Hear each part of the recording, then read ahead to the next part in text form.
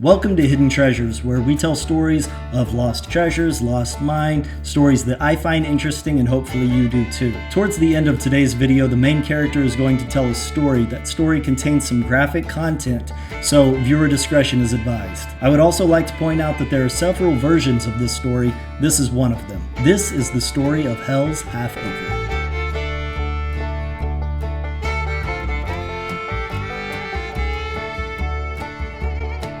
In 1765, a group of 10 men, including a Spanish man named Charles de Grau, stole several chests full of gold coins from their own ship, the Nebuchadnezzar. The Nebuchadnezzar was captained by a man named Charles Benoit. Charles Benoit was notoriously a terrible person, and he was known as Bloody Charles. He was nicknamed Bloody Charles because anytime any member of the crew got the least bit out of line, he would tie them up to the mast and whip them. In some cases, if he just didn't like the guy, he would execute him right there on the spot. All of the crew of this ship were completely terrified of Bloody Charles, and no one would challenge him. But for being Bloody Charles, and for everyone fearing him and ruling with this iron fist, he also made a lot of money. The Nebuchadnezzar was a trading vessel on the East Coast. It would sail up and down the East Coast, stopping at various ports. It would pick up items that needed to be transported to different ports, and they would do this for a standard sum of money. However, Bloody Charles was a little bit picky. He would only accept payment in gold coins. Everyone kind of went along with this because of his reputation. Everyone was afraid of him, but he got the job done. So people were willing to pay whatever they needed to a man that they could trust that was going to do the job. One night in 1765, the Nebuchadnezzar was docked in Boston Harbor, and the captain and several of his most loyal guards went into town to get supplies and to have a little fun. The crew, including the 10 men, Philip de Grau, a dog, and a cabin boy, were all meant to stay on the ship. In order to make sure that they stayed on the ship and didn't get out of line, 3 guards were stationed on the ship to watch over them. These 3 guards would take shifts. One would watch, the other 2 would sleep, and they would rotate.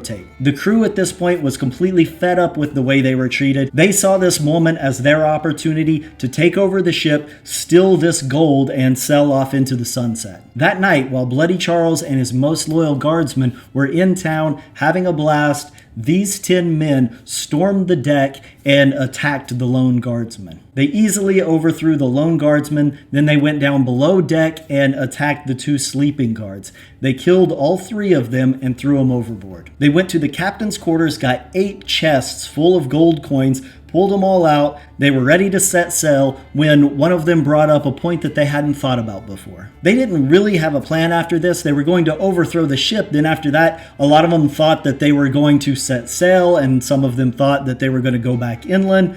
So they didn't really know what they were going to do at this point. One of them brought up the point that Captain Charles was very well connected. He knew all of the people out in the seas, and he also knew military men that were out in the seas. They would most certainly soon and very easily be caught and then be hanged for their crimes. They figured out that the only way that they were really going to have any chance of getting away with this gold is by taking it inland and heading up and crossing the border into Canada. These men were only able to get 4 of the 8 chests of gold that they had onto the dinghies, and they rowed them over to shore. Once they got to shore, they stole 2 wagons and some horses, loaded up the gold, and headed out into the countryside. There are some accounts of these men showing up in Pocock. Pretty much every other account picks up about 25 years later when an elderly man shows up in Pocock, which is present-day Bristol, Vermont. The elderly man showed up in Pocock, and every morning he would get up, he would walk off into the mountains, and every evening he would come back down out of the mountains, go back to his room, and nothing would happen. When asked by the locals what he was doing there, he would simply say that he was exploring the mountains. Some accounts have him saying that he grew up there as a child and he was going off into the mountains and he loved the area. Obviously, in a small town like this, word got out that the old man was there. The rumor mill started and everybody wanted to know what this man was doing. A few of the bolder locals decided that they were going to follow him up into the mountains and see what he was up to. As usual, the old man got up in the morning, headed off into the mountains, But this morning, a few of the locals followed him. When they got up into the mountains, all they saw was this old man wandering around, looking around. Every once in a while, he would dig, he would move some rocks, and they finally just decided to confront him. When the locals confronted him, the old man actually got extremely angry, and he told them that they better get out of there. But the locals weren't having it, and they told him that he needed to tell them what he was up to, and they threatened him. At this point, the old man was by himself against these several locals. There was nothing he could do except tell them the story. So this is the story that the old man told.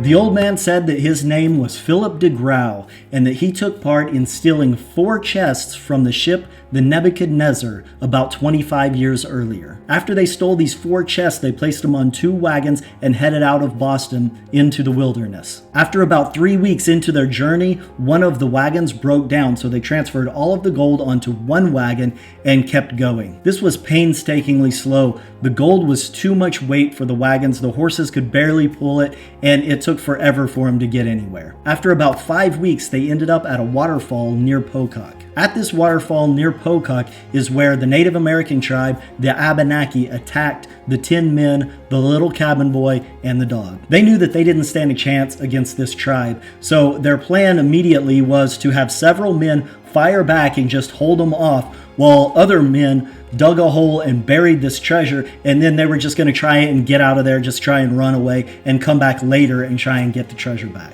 Under the cover of darkness, with this battle going on, they buried these 4 chests. During all of this commotion, one of the men killed the dog. He killed the dog in order to escape afterwards, so the dog didn't follow them barking and give away their position. Then, to the absolute horror of de Grau, one of the men grabbed the cabin boy, laid him down on top of where they had buried the treasure, took out a knife, and slit his throat. The reason that this man did this was to supposedly create a spirit that was tied to this treasure, that was bound to this area, that would guard the treasure until the men returned. When Philip de Grau saw what happened to this boy, he was done. He was out of there. So he just took off. And as far as he knew, 25 years later, he was the only one that escaped. The locals accepted de Grau's story and they started searching as well. De Grau continued searching this area but never found anything. Eventually, he just gave up, said someday maybe the locals will find it. I don't know, but he was done and he headed back to Canada. Now, in the mid-1800s, a group of Canadian prospectors came to the area in search of purported silver veins in the area. This search was doomed before it ever began because we know now that the geology of the area does not produce silver. So there is no silver in this area, but this group of Canadian prospectors spent 10 years there looking for silver. During this time that the prospectors were in the woods, they always reported hearing spirits and that these woods were a terrifying place to be. Not only that, but these prospectors also brought a medium with them to help them find the silver and tell them where to dig. Reportedly, this medium described these woods as being protected by a young boy and a vicious dog. The young boy wielded a hot iron rod for protection and had a bloody slit across his throat. This area is now known as Hell's Half Acre and is to be avoided at all costs. The reason that is to be avoided is because of these Canadian prospectors, actually. They dug a lot of holes, and these holes and these mines that they dug